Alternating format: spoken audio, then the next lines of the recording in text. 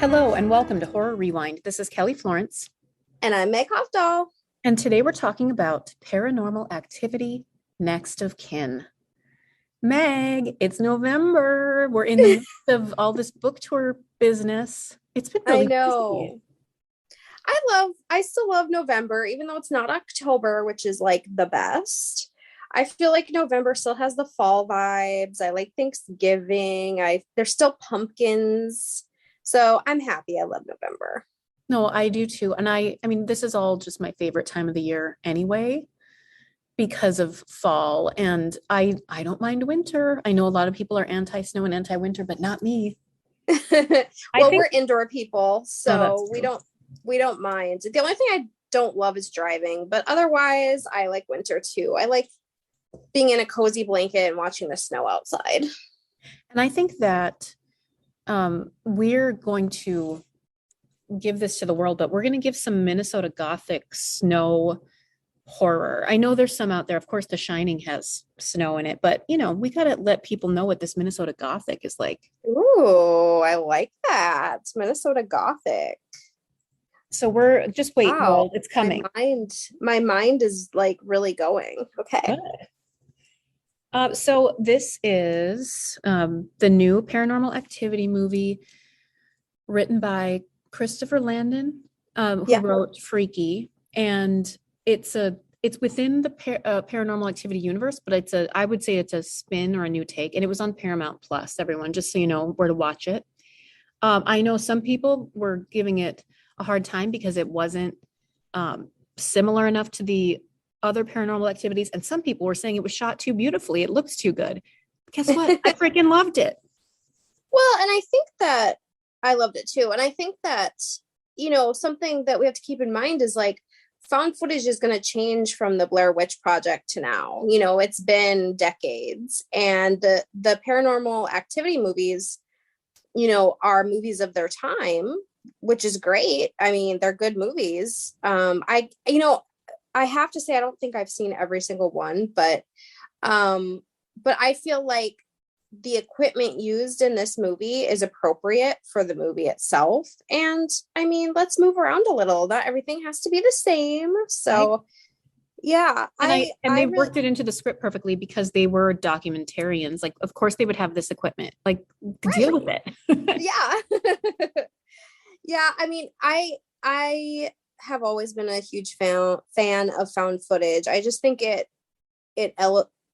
I don't want to use the word elevates because I hate when the word elevates is with horror because it makes it sound like horror in general is shit. But it is just the perfect genre for found footage. And it uses, like we were watching it together and you were talking about how it uses negative space and how it uses camera angle and everything like that. It just, this I don't know, this great way to just build suspense and dread. And this is a great example, this movie. I agree. Now, I think this is such a brilliant premise as well because this girl's going to find some lost relatives. Oh, we're getting into spoilers now, folks, just so you know. Some long lost relatives. It was she realizes or she finds out that she was adopted. She's from this Amish, quote unquote, community. And they're going out there. There's no electricity. They have to use a generator. There's no cell phones. There's no phones. I mean, there's no cell phone coverage. There's no landlines. There's no contact with the outside world. Their van gets broken down at one point, and they're trapped. And of course, it's interesting enough just to uncover the mystery of who her mother was and who this community is. But you add in all these weird things like the little paranormal business, and I'm sold. Yeah, I mean, I love the premise because I think that if it was like, oh, we are documentary filmmakers going to this house, it wouldn't have the same feel right off the bat. But the fact that she's trying to find like her birth mother and she's trying to sort of like do this documentary about herself and her like this prestige, I think they call it a prestige sort of documentary. I love that because it right away makes you understand why she's so invested and why she ends up staying longer than maybe like normally a person would. And so this idea that they go there and obviously she has no idea that, you know, she's actually been lured there. Um, it's it makes me think of like Crockett Island and Midnight Mass, like putting us in a great position to be cut off from the outside world. You know, they're 30 miles from help. And I mean, that is a horror fan's dream. And I know as horror creators, we love to think of ideas of putting our characters in these kinds of like these sort of terrible situations. And I'm just naturally scared of, you know, super hyper religiosity. Is that a word? Yeah. No, I get it.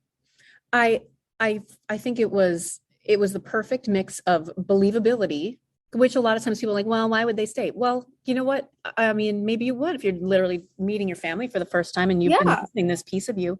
And character wise, I freaking love Dale so much. The boom mic operator. He's so freaking hilarious. In one line, at the beginning when we met him, we got everything about his character. She's like, oh, is it okay if we take off our masks? We've been vaccinated. And he's like, oh yeah, I got COVID like 5 times already, like once diagnosed, but like my body something. It was just, and she just looks at the camera and it's like, okay, we know who he is. He's Yeah, yeah. hilarious. Yeah, he was a really good vivid character. And of course it was a bummer. You know he's gonna die, and that was a bummer. Um, but oh my gosh. So already like, and you kind of were talking about it had like the Visit vibes, you Yeah. know, because it just did that really good dread suspense feeling. And I thought it was cool that Christopher Landon wrote it because Freaky is like the opposite type of horror film. So I thought it showed a real range of like being able to write such different types of horror movies. Yeah, I agree. And with that building of dread, maybe I don't know if anybody said this, but I know some people are like, okay, we need something scary to happen, or like let's get it going. But if something too scary happens in this sort of setting, like a found footage, that would only cause the characters to exit immediately. So it was the perfect amount, just like this little boy sleepwalking, the Yes. things going, you know, like in the house, like finding that door locked and then unlocked, and saying that they use it for storage, but there was nothing being stored up there. It's like, what's going on? Like the face Yeah. behind her appearing in the window, like those are just Ooh, I love all that stuff. tiny little like, I like that. It just builds atmosphere, and it's just like it's like the frog in the boiling water analogy, you know, that before they know it, they're being boiled. So I love this sequence. I think this is just a perfect example. I'm always harping on is like that sort of empathetic, putting ourselves in in the character's shoes when the locked door is now open and she goes up there, and I could feel myself because I want to go see what's up there too. And she goes up to the room that she knew was her mother's, and she finds that note, and we get the sense that someone's in there with her. She gets under the bed and it settles, even though there's no human in there. And we know, okay, this is supernatural. This is getting creepy. And then of course she gets locked in there. And it's just this whole series of like, you know, that kind of horror that makes me be like, move, get out. What are you doing? You know, blah, blah, blah. And that's when you get invested. And that's where I was like, okay, that was cool. I loved it. Oh, and just the little setting up, you knew things were going to come into play. They show in the barn that second story and that hole that goes right down into that baler.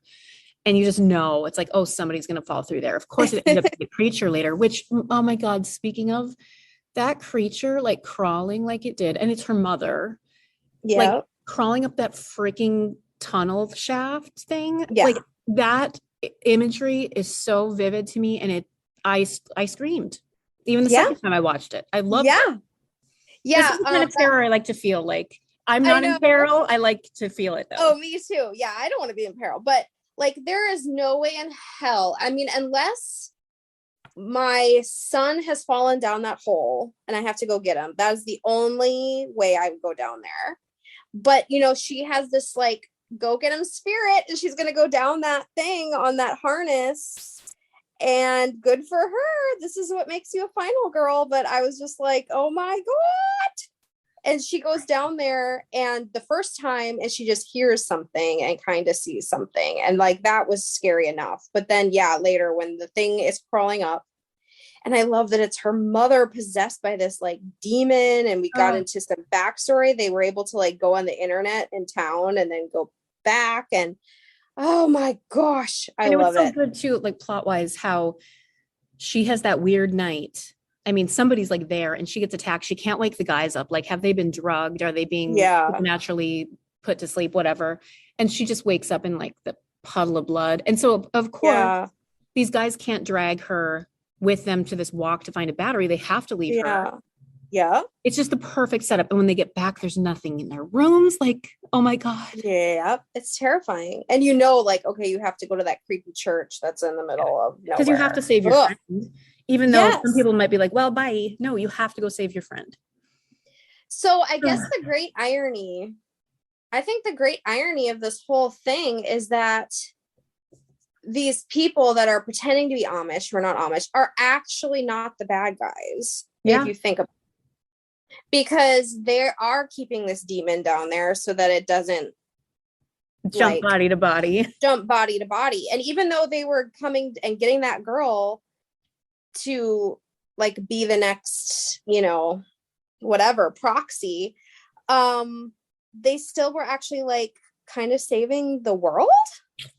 Not to be dramatic, but like, you know, I love that. I love that play on like who's the bad guy, because it makes you be like, well, who are these people and why are they doing this? But like, they're actually kind of making the right decision, question mark. I think this is world building. I think there could be sequels, obviously. Oh, yes. I don't know if they will, but I enjoyed the heck out of it. And Christopher Landon, write more. I mean, I'm sure you are, friend, if you're listening to this. I'm just thinking about the grandma like peeling her potato with a potato peeler. And Mark's like, we've seen that before. And it's like, yeah, it's cool. Yeah. I remember, what was it? The Dark and the Wicked? Is that the last time? Yes. And I was also thinking of, is it The Grudge? I think the new Grudge with John Cho. I think there's something like that too in there. With it's just so wrong. It's like somebody picking at a scab and it's like you're at the bone now, you know? It's like, not okay. Don't do that. And they're just staring out the window. It's not okay. There was a similar thing. I mean, it wasn't the cutting, but like of the grandma in The Visit. Remember when she was just rocking and you think like it's fine and it's not. It was like something weird. It was never fine in that movie. No. I was really pleasantly surprised at how much creature action there was in this. Because sometimes, you know, with found footage too, maybe sometimes you get more wisps and you get like shadows and hands and ghosts. And like Paranormal Activity, I mean, it's a lot of like, it's less creature. I mean, I haven't watched all of them, so I'm not a leading expert, but I can't remember. I mean, I recommended it to you. It's the one with the little girls. Yeah, that's really good. And I like the one after that one too. I don't think you've watched that one. There's witchcraft in it. Okay. And I guess there's witchcraft in all of them, but I suppose. But yeah, I like the creature action. Oh yeah, and I just wanted to say real quick that I really liked how she used her power as her daughter to like get the upper hand and be like, Mom, it's me. And I was like, that is so cool. I know. I love when it's like, instead of using physicality, that like somebody in a horror movie can use like manipulation. And it also shows the humanity, quote unquote, in the creature too. It's like, instead of it's just like senseless, thoughtless, which it is probably, but it had something inside of it. Like that mom was still in there somewhere. I really like that. That was really neat. A neat touch. Anyway, were you going to talk about witches? I was just going to say that we're going to be doing a cover reveal. Well, not like immediately, but soonish for our next book, The Science of Witchcraft. So stay tuned for that, friends. And this has been such a joy to write. And, you know, there's probably going to be like 12 witch movies that come out between now and when the book comes out that we won't be able to write about, but believe us, we'll talk about it on the podcast. Yeah, exactly. I was just imagining if I had full reign of the cover, I might do like a pug dressed as a witch. What would you do? Wow. That's I love that choice. Wouldn't that get a You lot know, of people well, what to I would try do it? is I would put let's combine our takes. My spin would be like the floating dog TikTok, but so it's definitely floating. It's Oh like on a yeah. broomstick. It's not just Yes. like sitting with a hat. It's like fully We flying. should send this to our editor. Yeah, I think it's fine. And the subtitle will be "It's a Bones Day." Yes. It's always a It's always bones a bones day when for you're awake. witches. We're getting niche. Yeah. Okay, anything else you want to say about Paranormal Activity Next of Kin? Well, give it a chance. I know there's like 8,000 streaming things. So if you don't have Paramount Plus, I get it. I'm guessing maybe you can like rent it on Amazon or something too. I Probably. don't know. But you should give it a try. Even do like a trial, subscription or something for a week and give the movie a try because it's really good. I really enjoyed it. I thought there were some actual beautiful shots in it. And I think also if you're interested in filmmaking, it would be an interesting movie to watch. Oh yeah. Oh, speaking of that, I love how, he was showing these kids how slow motion works and you can see the Oh drops yeah. of rain as they're running through the puddle. And I'm like, oh, I hope that comes into play. And of course it did. And it was freaking Dale's blood splashing everywhere in slow motion. Oh yeah, that was cool. That was really cool. How did you like the guy crying like a baby at the end? Oh my God, that's so gross. That Because is gross. also like that using our humanity and like Yeah. instincts, if you hear a Yep. baby or a Like child infant. whimpering, yeah, crying, like your instinct is to go help them. Right. Yucky, yucky, Oh, it's like skinwalkers like yelling for help or something. yucky. Oh my God. Speaking of skinwalkers, look for that. Ooh. We're writing a script about those, friends. It's going to be gross. Okay, Ooh. we need to rank this before we talk ourselves Okay. into a tizzy of being scared. On a scale of 0 to 10, 0 being you hated it, 10 being you think it's a perfect movie, how do you rank Paranormal Activity Next of Kin, and what's the perfect scale? How about uh skin potato peels? I was just gonna say it's that. Yeah. How many Okay, skin potato peels do you give? I give it 8. It was spooky, it was scary. I'm not really docking it for anything like that, like concrete. It was just a really good movie, but it also wasn't like, a 10 for me, but it was an 8. It was solid. It had a few giggles in the beginning. I felt unnerved and scared. It was good.